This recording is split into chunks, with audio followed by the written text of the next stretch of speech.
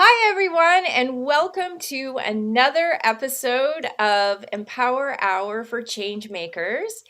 And we will be empowering you in under an hour.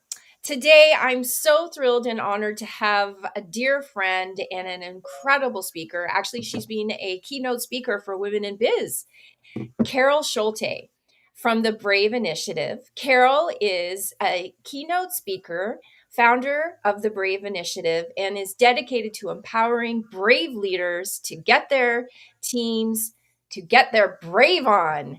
And Carol Schulte, tell us a few things about yourself and what you have going on right now. Okay, Lee. Thank you so much for having me. Excited to be here. I love the idea of Empower Hour. A few things about myself. Let's see. I have lived in 11 different countries. I speak 4 different languages. I'm all about empowering people to get their brave on because I too am on this journey. And I try things on a regular basis to step into my brave. I've shaved my head to raise money for cancer. I've bungee jumped in my birthday suit, lived in a van, had a lot of interesting experiences. And now I'm all about empowering leaders and their teams to break through these bravery barriers and step into the bravest version of themselves, where the game of life truly gets played. Oh, you know what, Carol? I have to say, you have helped me to become a braver person, a braver leader, and a braver friend, to be quite honest, a braver friend. And I think what bravery means to me, and we're going to get into bravery busters, which I'm really excited to explore for leaders. And if you are listening live, feel free to pop a note in the chat. Tell us what some of your bravery and leadership issues might be so that we can help you live on today's episode. But yeah, you definitely have been a leader to me in having like difficult conversations, right? I think we've all experienced times in our life when you know we have to support someone and we don't know the right way to approach that. And I know well, it's a year ago today that you, or not a year ago today, but almost a year ago today that we got together to go for a walk. And you were going through some challenging times, and I was trying to figure out, how I could support you and be brave and try and help you, but also not, pretend like I know exactly what you're going through. So maybe you could take us back a year ago uh, in this time frame, like in the last month or so.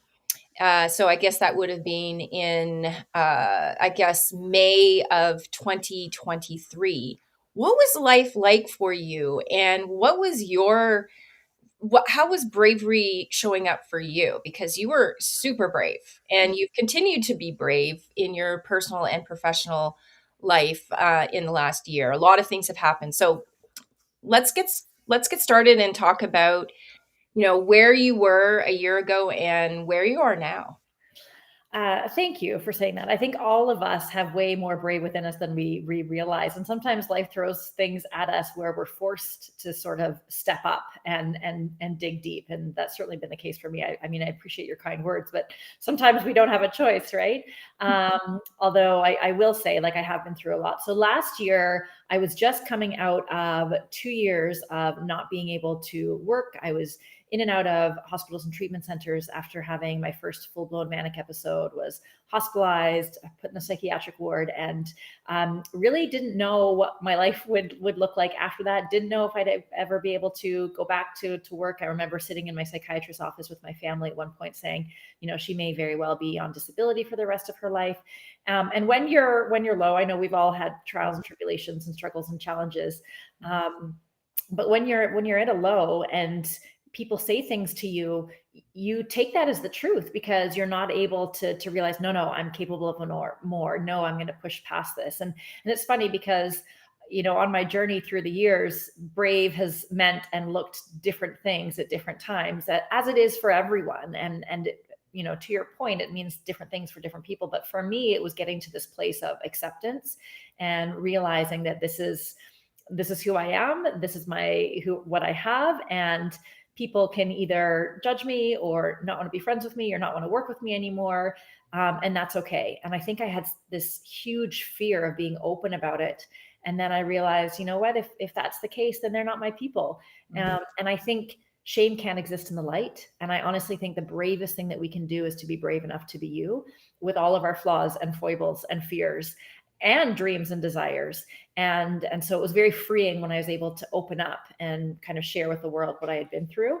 And the more open I am and the more I share, not only do the more I connect with people who have also been through challenges, and make it okay to maybe not be okay, but the more authentic and vulnerable that I was, the more confident I became as well. Yeah, wow. And how far you've come. When we met up, you were just in the process of launching your Brave journal, your Yeah. journal that I use. And I know currently you're hosting a series helping people to get their Brave on through journaling. And just to get started, right? Like, let's get started. And so you were just on a session before you came on with me.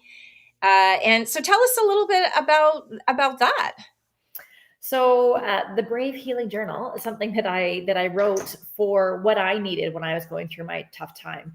There's a lot of science-backed research to show that there are a few things that really aid in our mental wellness. And the 5 tools that I realized saved my life during that time, there's a lot of proof to show why. And one of them is journaling. It allows you to sort of get your thoughts and your feelings out of your head and onto paper. But the other tools, connection, mindfulness, movement, and gratitude, were things that on a lot of days, like, got me out of bed, got me to even take on small steps of action. And I think building those habits, creating, again, like, small consistent changes, allows you to feel like you're experiencing wins. It allows you to stay accountable to yourself. And when you do those things on a regular basis, that's when your confidence grows. We often wait to feel confident or wait to feel ready. And some days we're not going to feel that. But if you do the thing before you feel ready to do the thing, that's when your brave muscle starts to grow. So this journal was an opportunity for me to share my story, to talk about the 3 phases of growth: awareness, acceptance, and action, but also to allow people to start really small. There's a few questions you ask yourself in the morning, a few questions at night. As you know, it maybe takes a few minutes a day. And there's power in not only getting those thoughts and feelings and emotions down on paper, but also doing something on a consistent basis, because again, that builds momentum and makes you feel brave. Yeah, and it's interesting because my therapist that I'm working with, she when we first met and discussed working together, one of the first things that she encouraged me to do was to start journaling, even if it was just like one paragraph or one thing to be grateful for, anything just to really start to see where you are and where you could go. And Totally. it has really helped me. And so in a weird way, this podcast and live stream is like a journal to myself, because I get to reflect my life through the speakers and experts that come on. And as you know, like, I've struggled with depression and anxiety, and I'm currently coming out of a rather challenging episode myself. And I feel like I'm just starting to see the light in my tunnel. And part of what's helped me is having a weekly routine of doing something consistently, because that was one of my biggest challenges, was not being consistent. And I've had some setbacks. So this consistency, even though it might be stressful in the moment, like, you were so kind and flexible. I was like, okay, just 5 more minutes, because I had to get the newsletter. Like, I'm very disciplined that I want to get out the items to promote this in order to ensure that everybody knows about it. And so, it gets easier. The first episode I did, I was nervous. But I think I've built my bravery up for this every week that I do it. And so now we're on, I believe this is the fourth live stream. So, Amazing. yeah. And actually, I will add the chat overlay so that we can see comments that are coming in. And Nicole Horinko, who was also at your launch party and was able to get a copy of your journal. She and I, really, we talk about your bravery and how happy we are that things are getting settled for you now, and that you're in a better place. So Thank tell me about your number one bravery busting technique that you use. Thank you, Nicole, for being here, and thank you for that. So, I kind of want to talk about the things that get in our way. So, things that kind of prevent us, like our barriers to being brave. I've had the pleasure of working with a lot of people all over the world, and every time I ask the question, "What would you do if you were even braver?" Everybody, whether or not it's somebody their first day on the job, a seasoned CEO, a business owner, everybody has an answer, because there's always at least one area of our life where we want to be just a little bit braver in. And the good news is bravery can be taught, but we first have to identify the things that are kind of holding us back. And what I found through research and experience is that there are 5 big bravery barriers that get in our way. And so I want to kind of highlight all of these. We can have questions as we go. But the first one is perfectionism. We expect things to be perfect right out of the gate. We want it to be right away. We hold ourselves up to these unrelenting high standards. And unfortunately, it prevents us from trying new things, from being messy, from raising our hand or sharing our ideas, because we're afraid of looking bad. I don't know about you, but like growing up and, still, I want to look good. I want to do well. I have a fear of looking bad and not doing well. But I think, unfortunately, living in this binary good, bad, success, failure, right, wrong prevents us from kind of playing and putting ourselves out there, maybe thinking or doing things outside of the box. And so, while in some industries perfectionism is important, like in engineering or pharmaceuticals, things that, things have to be perfect, I get that, I respect that, I understand that. But when it comes to you as a person holding yourself up to the standard, it's an ideal that doesn't exist. And unfortunately, we're setting ourselves up for failure. So I think a lot of people tried new things during COVID. I tried playing the guitar. I am not very good at playing the guitar. And I think the more seasoned you become in your career, or the more good and competent you become at certain things, the harder it is to not be good at things. But the truth is, anytime you start something new, anytime you put something out there, you're not going to be great at it the first time. But it is about trying and having that growth mindset, recognizing that skills, talents, abilities that you have today do not determine or dictate what you can have, what you can grow into next week, next month, next year. And so not trying to get it right or be perfect all the time. It can really be paralyzing and keeps people stuck. Well, yeah, I can totally relate to that. I feel like probably a lot of people listening and in the after party will say that is certainly something that holds them back. So if you happen to feel that perfectionism is something that is keeping you from achieving the goals that you want, um, feel free to drop it into the chat, because we'd love to be able to support you.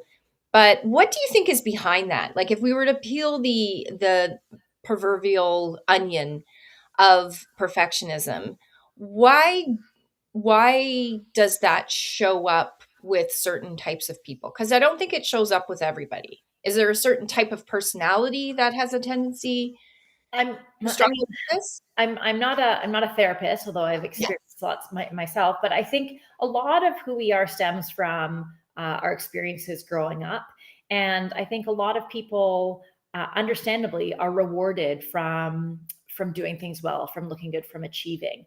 And when we sort of have that standard, or that baseline where we know we get rewarded, or we get approval, or we get a big high five, or my dad used to slip us a $20 bill if our report card had, all A's, or really, really great marks. It Mm. becomes addictive, right? We become addicted to these gold stars, we become addicted to like needing that positive reinforcement. And so we think that if only we're perfect, we're going to be loved, we're going to be enough, we're going to get that approval.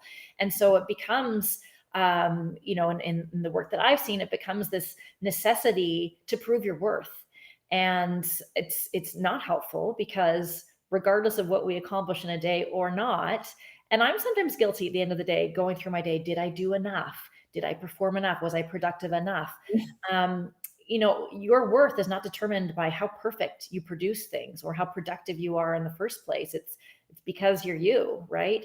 And so I think it's the people who maybe were rewarded or did well in certain things. I think people who accomplished a lot want to continue to sort of maintain that standard, and it stems from this place of, not always, but from not necessarily feeling good enough to begin with, and so therefore coming with this proving energy. Yeah, actually, as you started to speak, I think what came up for me personally is the need to belong. Um, for those of you who maybe don't know me and know my backstory, I'm adopted. And so I think I've struggled with of a family, of a community. I also had learning disabilities when I was a child. So I always struggled with my self-worth, but I think for me it went deeper to I don't belong. No one is like me. At most of up until I was in my 20s, I felt like there was only one of me, and I didn't feel like, I mean, I loved my birth family, or sorry, I loved my adopted family very much, but I felt so different than their personalities, and so for me, it just made me feel like I was alone and didn't belong. And so I'm now obviously much better with these areas in my life, but I think my perfectionism and my need to get the next gold star really comes from not feeling like I belong Mm. in any one community, whether it be my family, whether professionally. Um, yeah, so that's really shown up for me as an entrepreneur. For years, I struggled with having Women in Biz Network because I was like, who am I to run a business network? I don't even have a business background. So it really came strong for me, especially when I became an entrepreneur as well, that struggling with not being enough.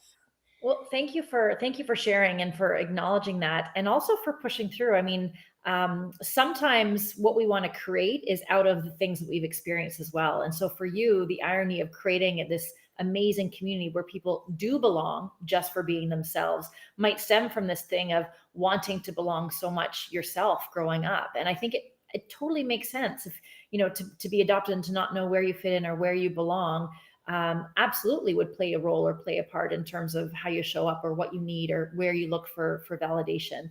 Mhm. And so, yeah, I think that needs to be acknowledged, but also to recognize that some of your journey is then now what's helping other people. We're human beings, and we're social creatures, and so we need to feel like we belong. People die more from isolation than they do from illnesses and other disease, which is crazy to think, but it makes sense. Like, we need to feel like we belong. But the irony is, the more authentic you can be to who you are, the more likely you are to belong. So there's a distinction between fitting in and belonging. And so many of us, especially growing up, and I am totally somebody who did this a lot, is fitting in to the group, doing what you're supposed to do to like be accepted by the cool kids or be liked by the teachers or your parent, whatever it is. We become chameleons almost. We change who we are to fit in. And then I think the older we get, the easier it is, still a journey, but the easier it is to just feel more comfortable in our own skin. And I'm sure you and I and other people watching, listening, know those people that just radiate this like je ne sais quoi, this like gravitas or joie de vivre. It's the people who are comfortable in their own skin and aren't trying to fit in. They are just themselves. And so I think when you find a community where you can just be yourself, that's belonging, which is far more powerful than fitting in. And I think it is trusting that who we are is more than enough, and learning to love that. Yeah, I think that for me, um, just realizing that imposter syndrome is something that I struggle with, but if I really want to just focus on being the best version of myself, that means that I have to put out wherever I'm at. And so for me, doing this podcast and live stream is the opportunity to be able to work with my public speaking fears, right? It sounds like you might have a bit of an emergency going on. I'm trying to like see where I can mute. I'm not muted. I don't know if I can. And apparently they are deciding to test the fire alarm. Sorry, I know that Oh, probably. that's okay. Hey, you know what? I remember one of my episodes with Dolly Laskell, who's a leadership coach. How, I don't know how I can put myself on mute. Yeah, just maybe for a minute you can mute yourself, and then I'll uh, I'll mention Nicole's comment. Yeah, I read that comment. It looked. Oh, am I in mute now? Um, yeah, it's a great question. Feel free to read out, and then let's discuss. Sure, yeah. So anyways, just going with Dolly Laskell comment, she had like she was in New York City and it was just fire truck after fire truck. She's like, "Wow, there's a lot of emergencies going on right now." And I'm like, "Oh, well, that's okay. That's the fun of live." So Nicole mentions problems with consistency. 1 minute feeling confident and accomplished, then the next moments of self-doubt. I'm sure we can all Mhm. relate to that. Any tips for staying consistent and how to bounce back and reset yourself if you do start feeling those doubting feelings, which we all do? Yeah, a great question, and absolutely, like, congratulations, you are not alone. But welcome to being human. I think the first thing is to not make yourself wrong about it and not say, oh, I wish that I was more consistent. I wish I did that. I spend a lot of time kind of berating myself. And I've read a lot of books recently on habits because habit formation is so powerful if we want to make changes. And BJ Fogg, who wrote Tiny Habits, talks about this idea that we cannot change from feeling bad, only from feeling good. And that really resonated because if you come from this place of, oh, I have to do this, I have to be more consistent, I have to get to bed on time, I have to, be more consistent with whatever it is. If you can actually show yourself grace and compassion before we even get into what changes we can make, what habits to take on, you're that much more likely to stick to them. So the first thing is not to be mean to yourself, but to show yourself some grace and compassion, and recognize that feelings of confidence and self-doubt are going to ebb and flow. And there's two things that you can do. You can just honor where you're feeling, on a daily basis, and have compassion for that part and be like, okay, this is where I'm at, and do what you can. Or you can realize that there are going to be days where you don't feel confident. And there is a theory in psychology called behavior activation, which is similar to what I talk about in terms of being brave, which is your willingness to get into action before you feel ready, because you're just choosing to feel ready enough. And I think it's this idea that you might not feel confident, you might not feel ready to do the thing, but if you do the thing first, that's when you feel ready, you feel more confident as a result. And then starting small. So if your idea to be consistent, and again, I'm guilty of this, is okay, I'm going to walk outside for an hour a day, or I'm going to work out 5 times a week, or I'm going to get up 6:30 a.m. every day. If we put these massive things as our kind of goal or habit, if there's one day where we fall off the bandwagon, we're like, oh, okay, see, I couldn't do it. And we get to make ourselves right in being wrong. We get to be right rather than making ourselves wrong for not doing something. However, if you start small and you say, I want to get outside for 5 minutes a day, or I want to drink 1 glass of water extra a day, or I want to floss 1 tooth. This is the premise of how he started this book and this movement. He wanted to floss 1 tooth a night. If you start small and set yourself up for success, then you get to see yourself win.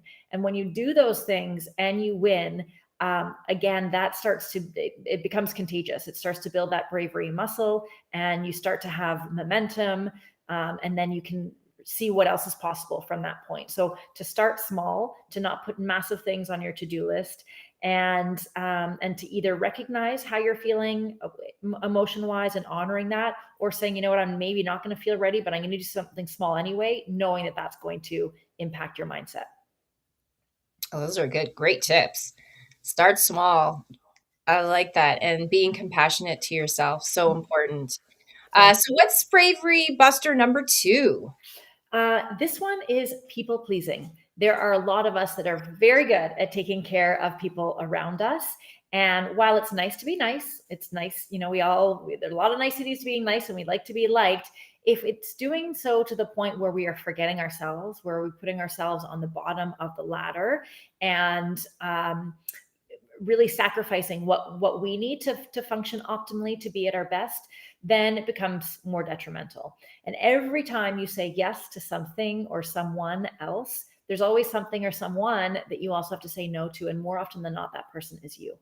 And while I think a lot of us are have a lot of other things to look after, whether or not it's partners or spouses or families or children or neighbors or dogs or plants, you're important too. Mm. And we need to identify what our non-negotiables are. What are the things that we need to make sure we are taking action on, or that we are honoring each and every day, every week? Is that 5 minutes to yourself in the morning with a cup of tea or a cup of coffee? Is it 2 minutes of breathing before you get into your day?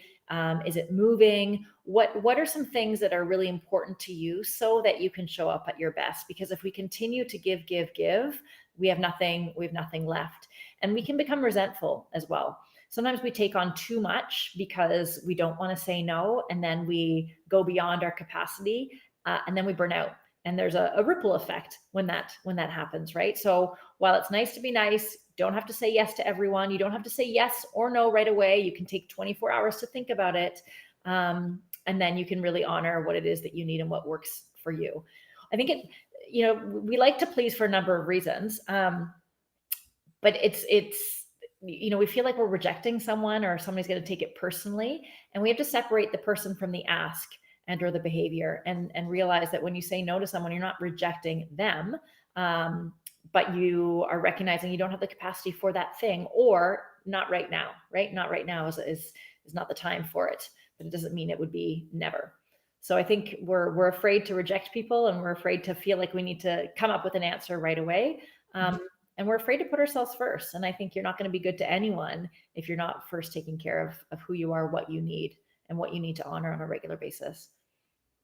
Yeah, that's a really good suggestion in terms of like getting comfortable with saying no, and or not right now, or yes and maybe in a couple of weeks. Mhm. Right? It doesn't have to, there's so many different ways that you can say these things in a way that can preserve your friendships, but also preserve your needs, right? And that's really important as well. Actually, on the Women in Biz Network site, I have a script for saying no. So, different Oh, types of scripts for saying no for various different reasons. And so, if you just go onto womeninbiznetwork.com and go into the search bar and do script for saying no, you'll find some great copy and paste templates that you can insert into an email, or even just practice saying it to yourself in a mirror when you're sort of getting ready for that conversation that you might have to take on. That's But so helpful. So helpful. yeah, and I think that bravery is knowing what your boundaries are, and having some non-negotiable ones. And that's Absolutely. gonna be uncomfortable, but it gets easier. Like, Absolutely. just today, my husband came home early from work because we have someone coming to service our air conditioner that's not working. Oh, no. And I'm like, "Oh, no." He sees that the dishwasher hasn't, like, it's just a bomb of messiness everywhere. And, I could hear him cleaning up when he got home, and I'm like, "Oh, he's probably annoyed that he has to do this, and, why am I here and not taking care of these things?" But Yeah. you know what? I just didn't focus on that and just asked that he realized that I'll work on, helping out later. And he was fine with it. He didn't care. He was like even asking me before I started the podcast, is there anything I can do to help? And I'm like, no, that's Aw. so, I think going back to the podcast that we had last week with Natalie, the messages that we embody, right? So I was saying that when I see his face looking frustrated, then I embody all kinds of messages about Mm, what that means. And oftentimes it has nothing to do with us, right? So we have to stop totally. personalizing meaning, especially negative meaning, right? Like it's not always, as my husband has told me before, it's not always about you. Right? Yeah, Like yeah, absolutely. things that have nothing to do with you. So don't internalize. I think Uh it's yeah. Yeah.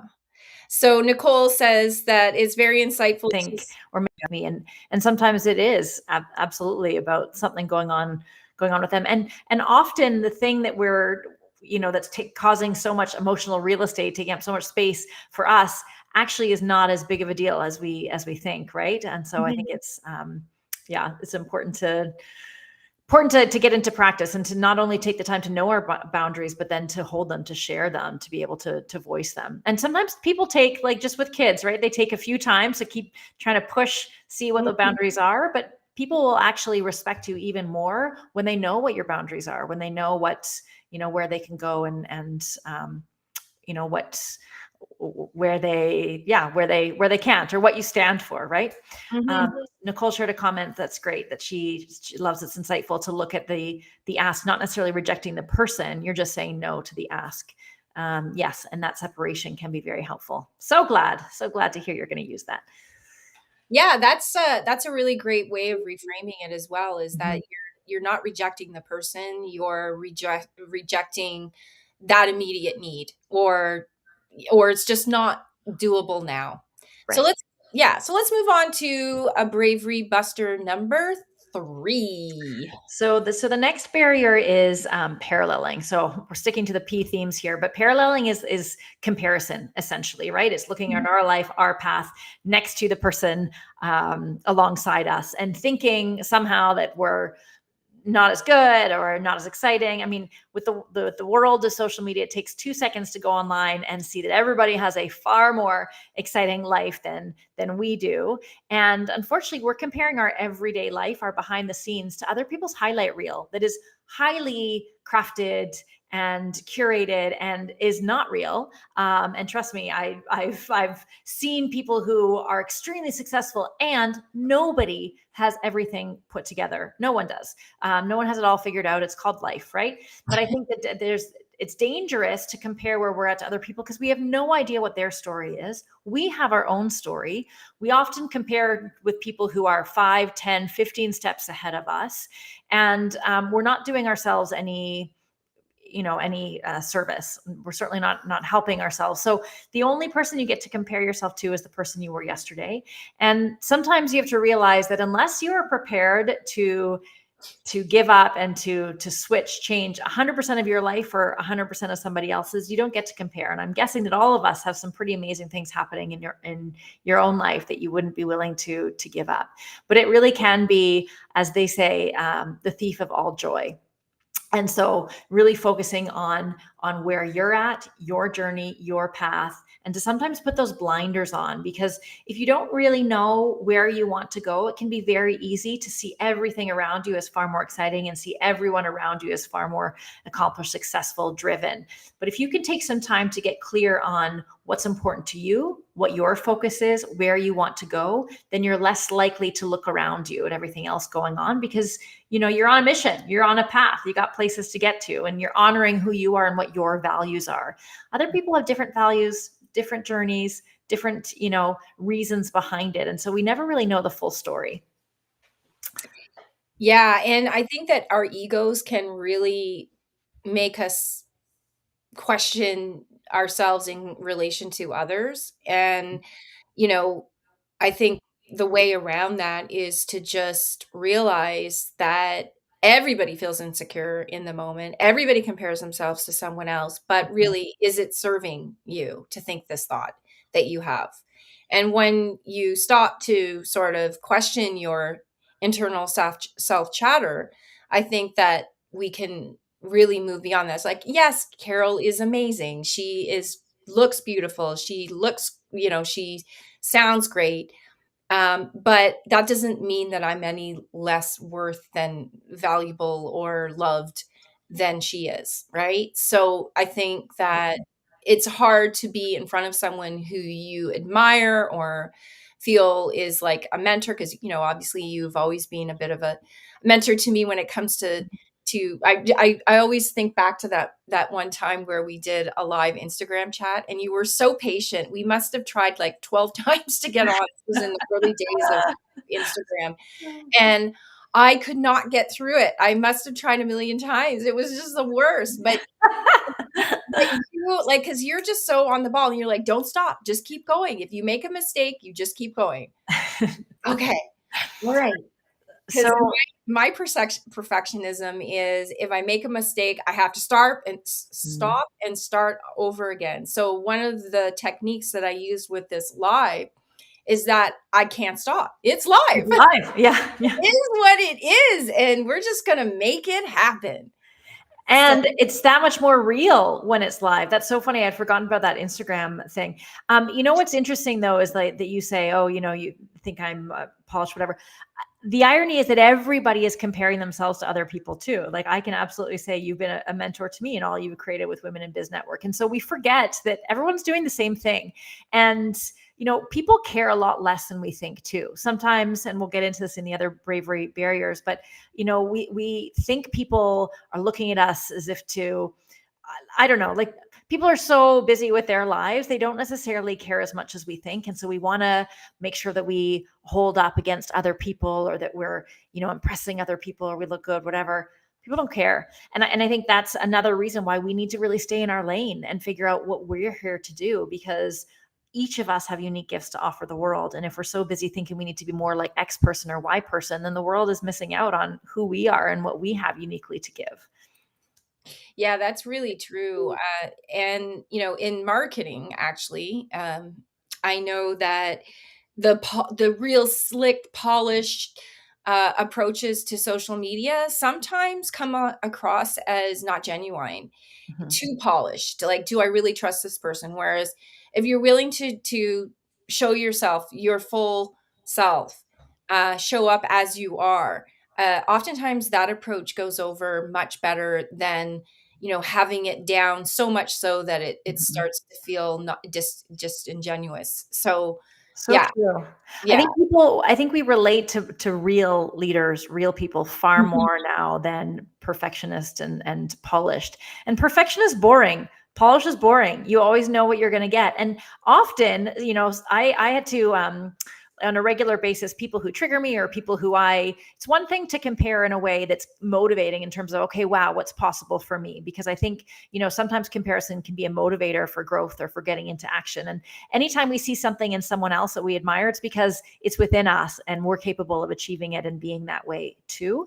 But I think, if there are people or things that we're seeing following that aren't making us feel good, then, to get rid of them and to remove yourself. But, what was I saying? People who are so perfect and polished all the time, like it's boring, and they can end up making yourself feel worse because you're just human, right? And if you're willing to put your authentic self out there, if you're willing to be vulnerable, then people who just look polished and perfect all the time might not resonate with you. And I personally would much rather deal with real people than somebody who looks perfect and polished on the outside all the time, and then ends up making me feel worse.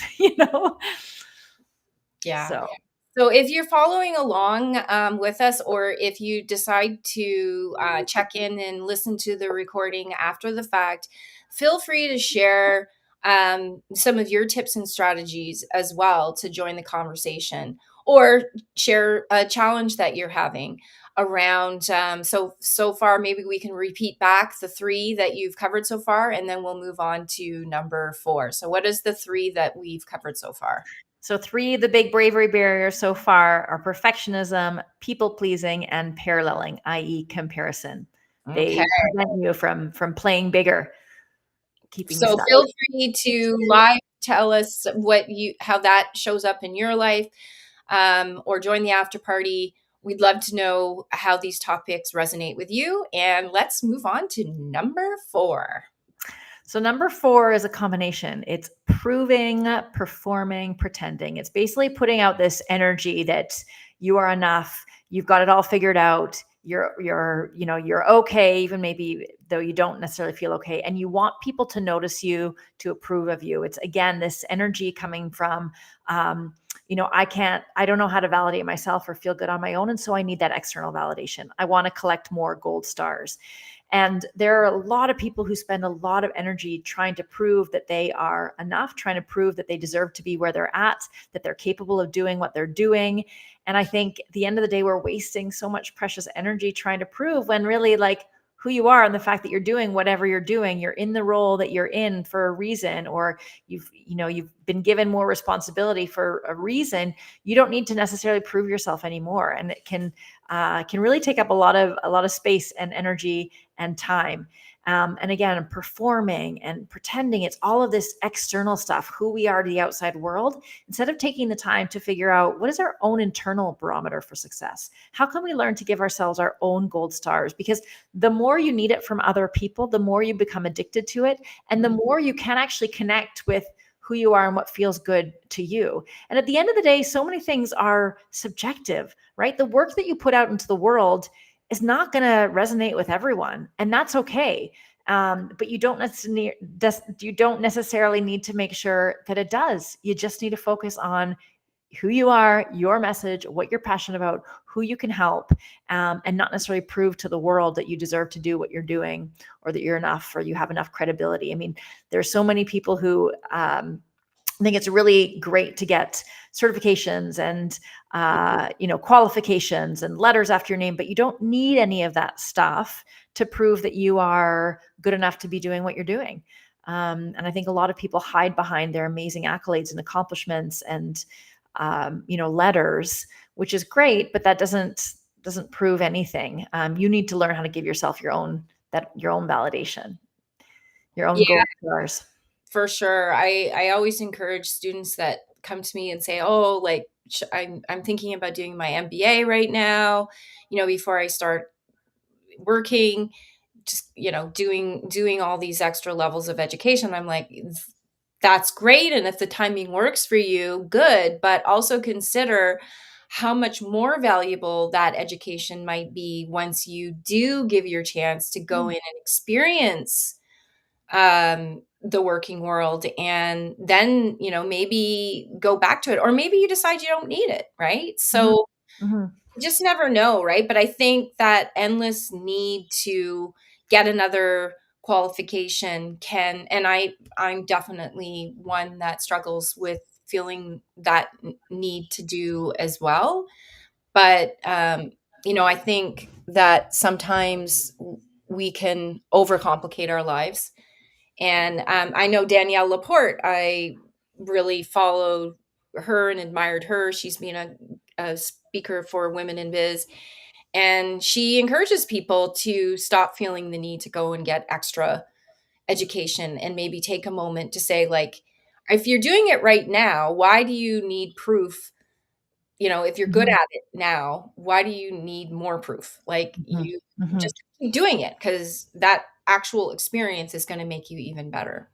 You know? Totally. And I Yeah. think it's getting clear on what your motivation is behind it. Like, That's again, it. like, is it because I love this work and I'm a lifelong learner, which hopefully all of us are, but Mhm. this brings me so much joy, as opposed to, when I get this, then I'll have credibility, then I'll feel Yes. enough, then people will take me seriously. If the motivation is because of what it's going to look like on the outside, then maybe we need to get honest with ourselves and say, okay, does this make sense for me?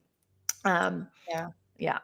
I just had that situation occur recently where I was given an opportunity to join a very prestigious board. And when I really got honest with myself, I realized that as much as I want to help and give back, and I knew it would be good accolade professionally, I realized that right now I just don't have that bandwidth. And I want to show up as my whole self in everything I do. And if I take on yet another thing, then it just means that it takes away from the other things that I can do a great job at. So I decided that this is not the time, and Good for look you. at doing it in down the road if it feels right at that time. But there isn't I'm not as, and I know this was an expression that you came up with, and I remember asking if I could borrow it, which is shooting all over yourself. Shooting. Yeah, Right? that's not my. I wish I could take credit. I heard it somewhere. Yeah. Yeah, we should do this. We should do that. We should all over ourselves. But yeah, to get clear on whether or not it makes sense for us, and timing wise too, right? Timing Mhm. is really really important. Exactly. But I think you like, good for you for honoring that and for taking a moment to like to reflect and to see whether or not, okay, is this just because it's going to look good or because I feel like whatever, or does it make sense, for me in this moment? And we're humans, right? We want these opportunities to sort of to shine and to add to our list of accolades, which totally makes sense. But just because you can doesn't mean you should. Just because you've been asked doesn't mean that it has to be right now. Mhm. And we know that we're capable of so much more. It doesn't mean that we have to prove and say yes to it all, or at least not all at the same time, all right now. Exactly. So I believe we're on number 5. We're on What? the final one. I know. And this is pausing, percolating, or procrastinating, i.e., waiting. So we spend a lot of time in what Dr. Seuss calls the waiting place. In one of my favorite books of all time, Oh, the Places You'll Go. And he talks about this place where people are just waiting for a plane to go, or a bus to come, or a train to go, or the mail to come, or the rain to go, or the phone to ring, or the snow to snow, or waiting around for a yes or a no, or waiting for their hair to grow. Everyone is just waiting. And the average person over the span of their lifetime will spend 693 hours waiting for planes, trains, other forms of transit, almost 6 months in line, be that at bank tellers or grocery stores or amusement parks, and almost 22 weeks on hold with their favorite customer service representative. So it's a lot of time that we spend waiting, and a lot of that waiting is arguably out of our control. But there's another type of waiting that's very much in our control that I find far more detrimental and dangerous. And this is the type of waiting when we are waiting to feel good enough, we're waiting to feel ready, we're waiting for all of our ducks to be in a row, for our inboxes to be at zero, for permission to stick go, for that perfect moment to magically arrive. And the reality is, you're never going to feel more ready than you do right now. Your inbox will never be at zero. And if it is, teach me how. And that perfect moment's never going to magically arrive. So you just have to choose it. Nicole and I we led a group of women to climb Kilimanjaro, and we like read the books and we did the training and we had the coaching and did everything that we could. But the day that we set foot on the mountain, we didn't feel ready, because you have no idea what you're going to get into before you get into it, right? And so if you wait to feel ready, you're going to be waiting for a long time, and you're never going to do it. So it is about getting into action before you feel ready, because you're choosing to feel ready enough. And so we put off a lot of things when really we just have to, to do it and to be messy and to figure it out as we go. And as they say, learn how to fly the airplane when it's already in the air, because, yeah, it's never going to be the perfect time. No, that's so true. I think back to a story of when the timing couldn't have been worse. And that was my very first conference that I produced. I had no clue what I was doing. I had no idea what I was getting myself into. My husband came home. Oh my gosh, my dog's going crazy. Uh, my husband came home from work at a really weird time. I'm like, what's going on? Why are you here? And he's like, I just lost my job. And I'm like, what? I just signed a $30,000 contract to host a conference. What the F? And this is embarrassing to admit, but I had just left my job. I had finally resigned from my very um, secure government job, and I literally called them begging to get my job back. And they're like, no, you can't. You already quit. It's done. No. And I'm like, and then once I allowed myself to calm the F down, I was like, okay, yeah, I'm probably going to be okay. This is going to work out. And so the very first thing I did was I got myself a mentor. And luckily, Rob also had a really good background in conference planning and building. So he and I and my community, we did it. And it was a sold out conference. It was very successful. And it gave me the courage and the commitment to produce probably about 10 more after that. So Amazing. you just never know what obstacles the world is going to throw at you. But it's, being brave enough to step up and stand out. And Totally. we do it, you and I, every single day. And yes, try to, but no, yes, you're absolutely right. And the irony is that the things that probably you and I are the most proud of are the things that made us the most uncomfortable, where we felt the least ready for, because it's in getting ourselves uncomfortable that we grow, right? I say comfort and growth cannot coexist. And so if you want to play bigger, if you want to put yourself out there, if you want to be bolder, then you need to get uncomfortable, and you need to realize that you're not going to feel ready, and it's going to be messy, and you got to just throw a lot of spaghetti at the wall and see what sticks. But that's what really the game of life is all about. Yeah.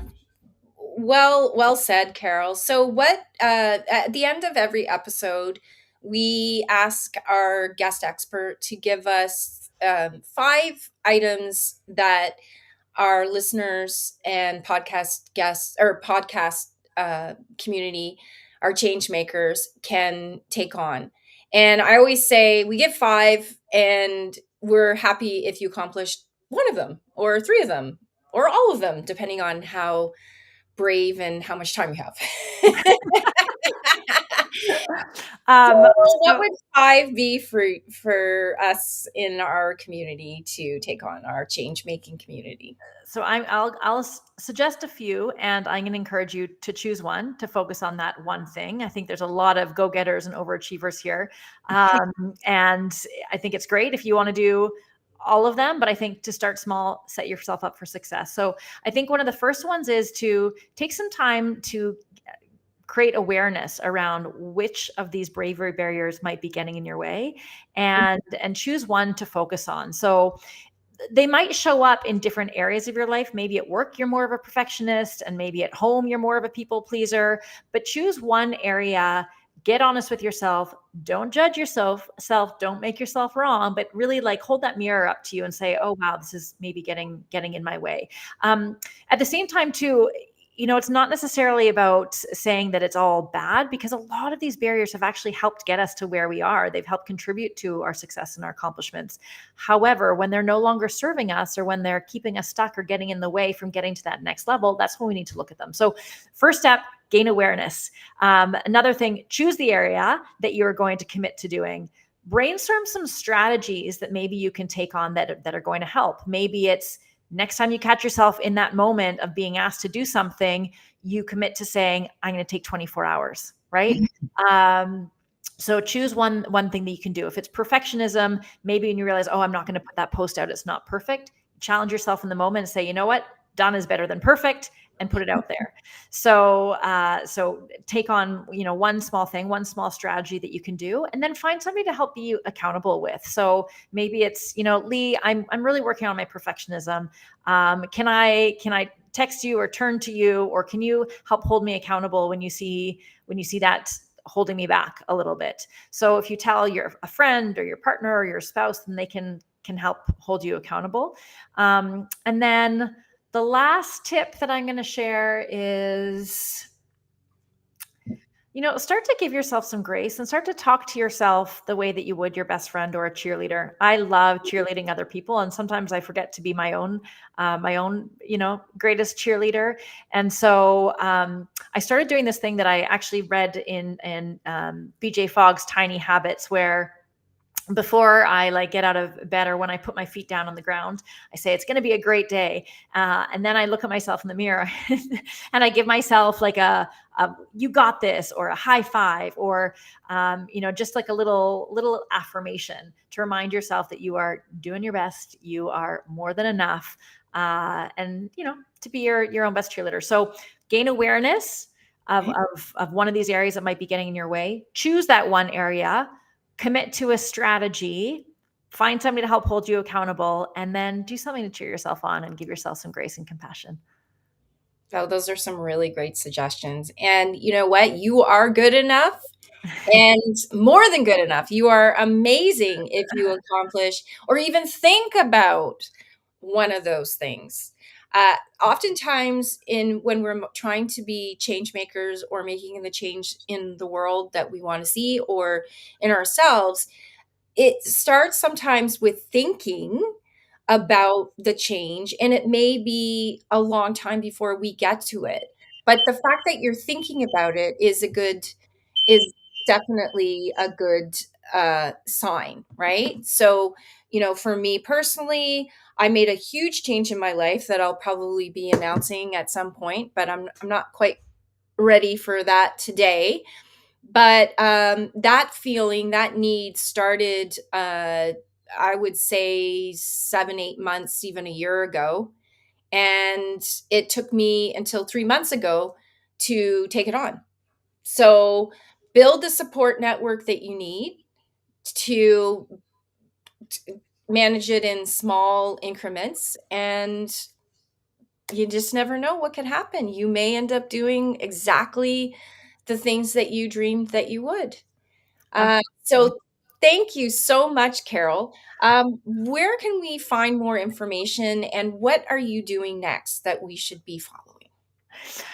Well, you can go to my website, carolschulte.com, or thebraveinitiative.com, and you can find out what I'm up to. And then in June, I'm launching my next Find Your Brave experience, which is an opportunity to deep dive on what brave means to you, to really get clear on what those bravery barriers are, how they're showing up. But we actually commit to habits that we stick on for 60 days, and you take on a brave action challenge, a project, something that you've been thinking about, dreaming about, scheming out for a while, and you want to actually action. So by the end of the 8 weeks together, not only are you clear in terms of what your kind of brave identity looks like and how you want to show up in the world, but you're actually actioning and have put things into place, which again continues to build that brave muscle and builds momentum. So if you're interested in that, send me a message. You can find me on LinkedIn or Instagram or Facebook, wherever, and we can chat about that. I'm pretty excited about it. That's awesome. And can you show us your Brave Journal again?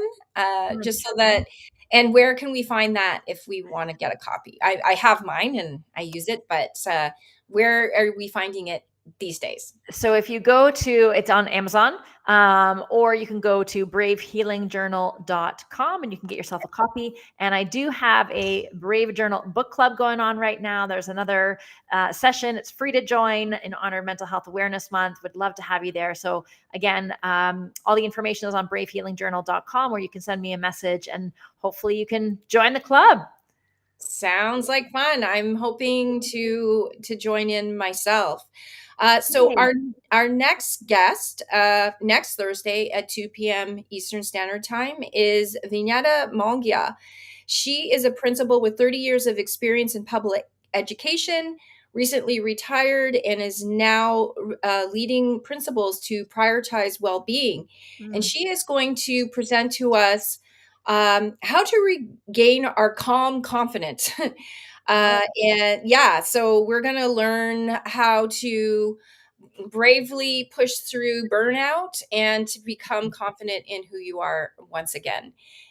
For those busy professionals that maybe have gone through a challenging transition professionally and need to find their confidence within themselves once again.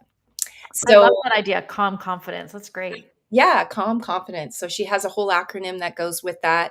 And I'm kind of freaking out because I might have mispronounced her last name. So if I did, I will learn how to pronounce it properly for the next when we have her live. But And until you're human. And you're human. Give yourself some grace. exactly, I need to give myself some grace. It's not the first person's name that I've mispronounced, unfortunately. Definitely have a bit of a challenge with spelling and pronunciation, but that's okay. It shows you care, right? If you didn't Those care, in there, then yeah. yeah. Well, thanks Thank again you. for everyone joining us. Do leave comments. I'm sure Carol will go in and respond to any questions or Absolutely.